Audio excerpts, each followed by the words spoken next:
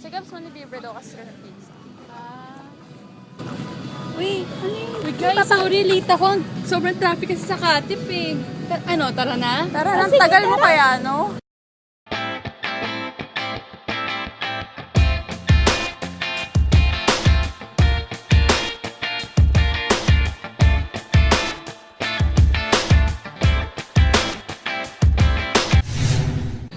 Oo na, sige na, pauwi na ako. Ba to? English na English? Azar? Baya, nag-i-English pa. Sa Pilipinas na nga. May sarili na nga tayong wikang pambansa. Tara, wikang pambansa. Gawin ni Manuel Quezon. Matapos nito, pumasok siya sa gobyerno kung saan siya ay humawak ng iba't ibang pwesto. Isa si Manuel sa mga nanguna sa paglunsad ng flag law na siyang nagpatibay sa nasyonalismo ng mga Pilipino. Gets ko na. Ganun pala yun.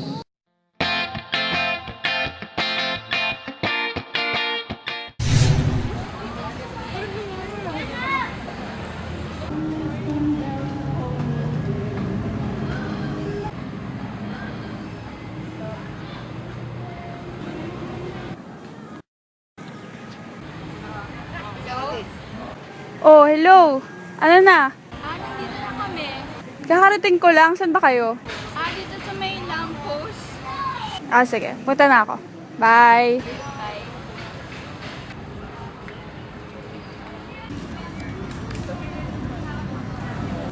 Uy! You're so really... Hello. Hi. Kailan ba kayo? Hindi naman. Mga 1 hour. Saglit lang. Tara na.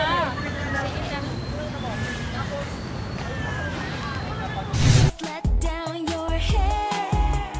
Let your story begin. Haba ng hair. Nag-rejoice ka ba, girl? Haba ng hair. May rejoice salon power style. Haba ng hair. Sa'yo na ang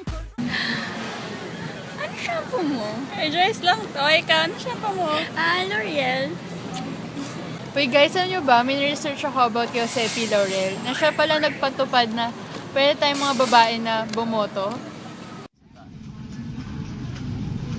Labis na dinamdam ni Laurel na siya ay makahapones, kaya siya pinagtangkaang patayin. Dahil sa nangyari, agad dumakip ng ilang taong pinagbibintangan ang Kempeitai at kanilang ipinapatay. Ngunit hindi ako nakakatiyak ang mga taong ipinapatay ang nagtangka sa aking buhay. Ngunit nabalitaan ko sa mga pulis na ang taong nagtangka sa iyong buhay ay may palayaw na Little Joe. Ngunit hindi rin ako nakakatiyak na si Little Joe ang dapat ipabaril. Nagsimulang bumuo ng saligang batas bilang paghahanda para sa Republika ng Pilipinas. Ang naturang saligang batas ay inilaan lamang habang nasa kalagayan ng digmaan ng Pilipinas. Iniharap ang saligang batas sa isang popular na kumbensyon at hindi nagtagal ay napagtibay.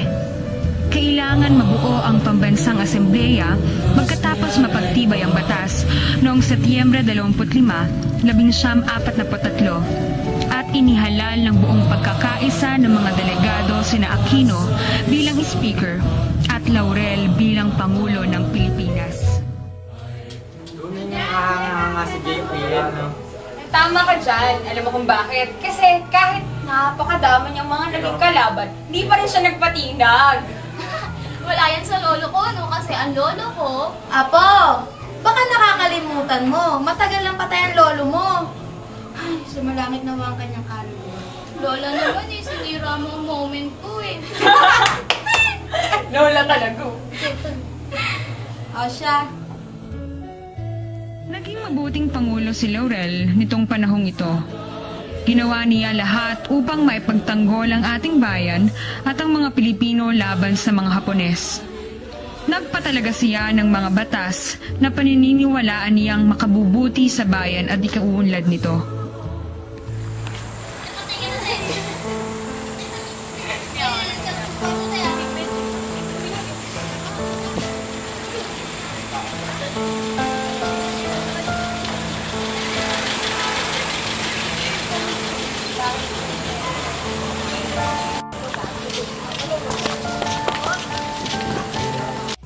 Hindi, mas magaling pa rin si Sir Osmeña kasi siya yung nag-labor ng independence sa Pilipinas laban sa USA.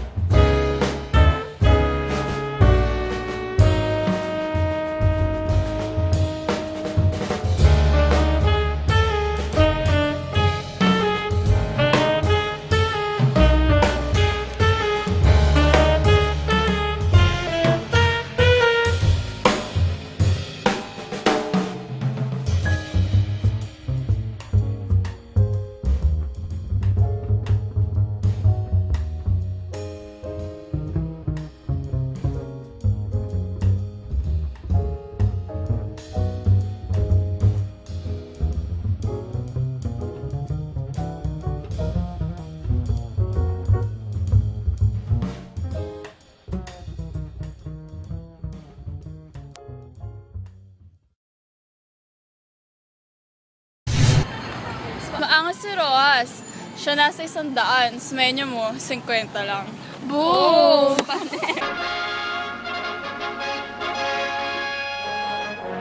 With Commissioner Paul McNutt, General Manuel Rojas, President-elect of the Philippines, arrives for a visit with President Truman. On July 4th of this year, the Philippines Commonwealth will attain its independence. General Rojas speaks to the people of the United States. The Filipinos are grateful and have a deep affection for America. Although the color of our skin is brown, the temper of our minds and our beliefs is almost identical with yours. The Philippines, in government system and tradition, is a replica in miniature of the United States. That has been transplanted to a land 10,000 miles across the seas, the seed of American democracy. If a prosperous and free democracy can be built in the Philippines upon the ruins of war, the prestige of America and the American way of life will be raised to towering heights, and the millions of people of the Far East will look to us and to you as their models. Pinatupad niya yung Pilipino ang paksa upang matulungan mga mahihirap na pamilya. Siya din na nagtupad ng Bangko Rural. Pidio Quirino was re-elected to the Senate, and in 1934, he served as a member of the Philippine Independence Mission to Washington, D.C., helping secure the Tidings-McDuffie Act, which set the timetable for the Philippine independence from the United States. Quirino was also one of the drafters of the Philippine Constitution, which was approved in May 1935. Quirino was also one of the drafters of the Philippine Constitution, which was approved in May 1935. Magtanong-tanong kaya tayo ng mga paborito nilang presidente sa Pilipinas. Tara! Tara!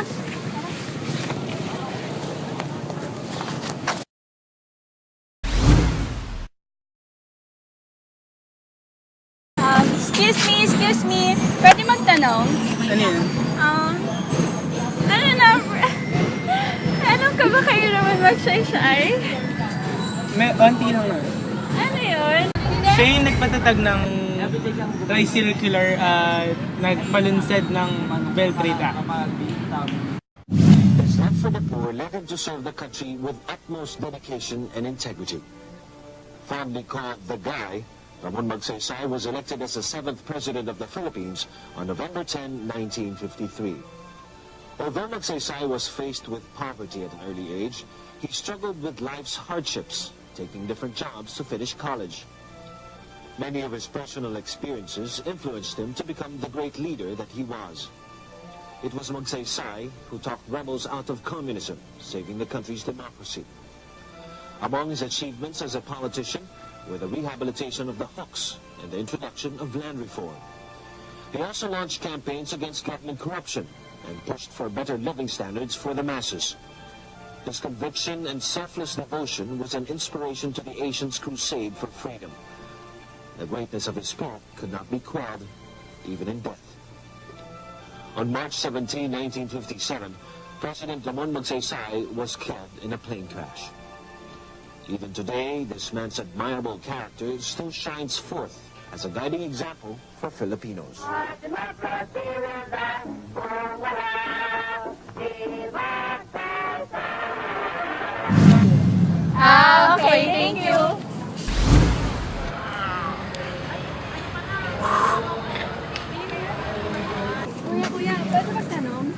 gusto mong president? Si Carlos B. Garcia. Thank you, Kuya!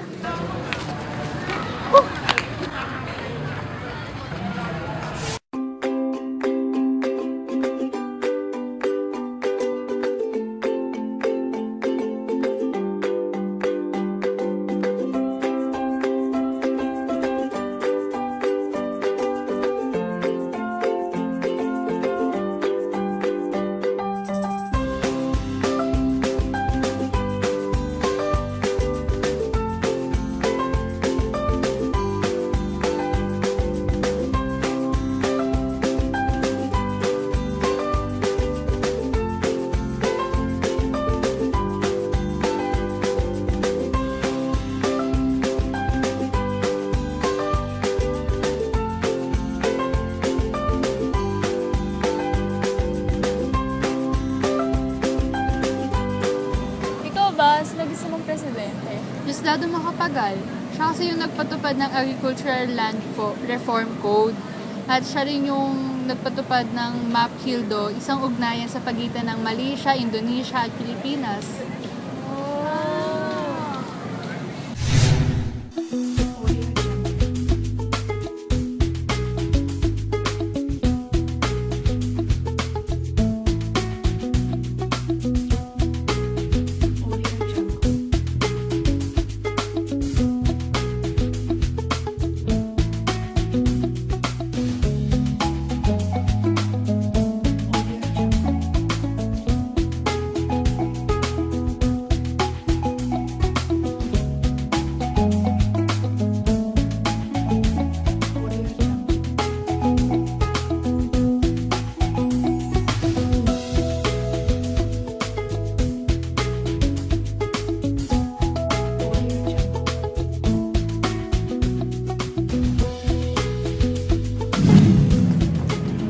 Ate, pwede magtanong? Ate, sino ang favorite mong president ng Philippines? Si Marcos, kasi siya yung tinataas niya yung value ng pesos kaysa sa dolyar. So, 2 pesos is equal to $1.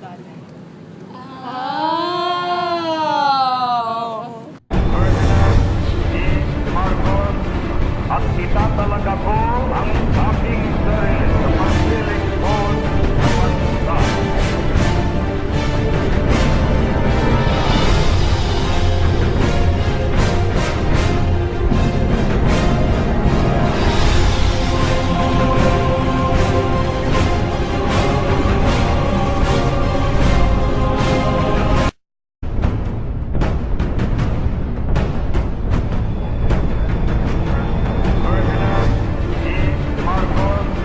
At itatalaga ko ang aking sarili sa pagpiling ko sa bansa.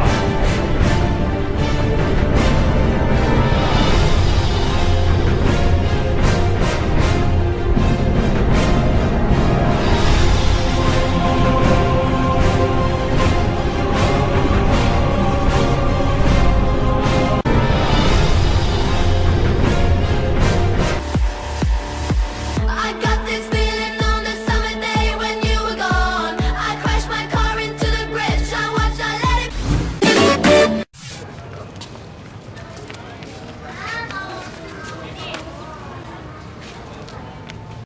Kayo ba? Sino gusto niyo presidente? Ako si Cory Aquino. Kasi siya yung kauna-una ang babaeng presidente ng Pilipinas. Siya kasi leader ng People Power Revolution na nagpabagsak kay Marcos. Inspirasyon po siya sa pagtulong sa pag-angat ng buhay ng mga mahihirap. Ating pagkilalanin ang magandang kontribusyon sa lipunan ni Ginang Corazon Cojuangco Aquino. My power as president ends in 1992. My responsibility as a Filipino for the well-being of my country goes beyond it to my grave. Kahit natapos na ang termino sa pagkapangulo ni Cory Aquino noong 1992, hindi naman siya tumigil sa pagiging ina ng bayan. Isinulong ni Citizen Cory ang microfinancing o ang pagpapautang para makapasimula ang marami nating kababayan ng maliliit na negosyo. Si Cory rin ang nangasiwa ng Benigno Aquino Jr. Foundation na nagbibigay ng scholarship sa mga karapat-dapat na estudyante. on the Ipinagpatuloy world niya ang stage nasimulang kampanya can raise para sa the malinis na hopes gobyerno and spirit. sa pamamagitan ng EDSA People Power Commission at EDSA People Power Movement. Bilang kauna-unahang babaeng Pangulo ng Republika, isinulong niya rin ang karapatan ng mga kababaihan. Bahagi siya ng Council of Women World Leaders, isang samahan ng mga pinunong babae sa buong mundo na tumututok sa isyu ng mga kababaihan. Hindi rin nakalimutan ni Ginang Aquino ang halaga ng naibalik na demokrasya, kaya noong 1997, pinangunahan niya kasama si Cardinal Sin ang panukalang pagtutol sa charter change kay dating Pangulong Fidel Ramos. This year's Ilang beses pang nakimarcha si Cory. Noong 2001, nagbalik EDSA siya para samahan ang libu-libong humihiling sa pagbaba sa pwesto ni President Joseph Estrada. Muli niyang tinutulan ang planong charter change ni Pangulong Arroyo. I asked the President to spare our country and herself from this second option and make the supreme sacrifice of resigning. At hiniling rin niya na mag-resign na ang presidente dahil sa mga iskandalo sa kanyang administrasyon. Sumama pa siya sa mga protesta sa Makati noong Pebrero 2008 bilang suporta sa star witness ng Senado na si June Lozada kaugnay ng NBN-ZTE deal. At kahit mahina na matapos ma-diagnose na may colon cancer, patuloy pa rin siya sa pagdalo sa mga misa para sa pagbabago. Ngayon, aktibo pa rin ang civil society. Buong puwersa ang buhos ng pagmamahal sa pagpanaw ni Ginang Aquino at damang-dama pa rin ang diwa ng kanilang pagkilos sa lansangan.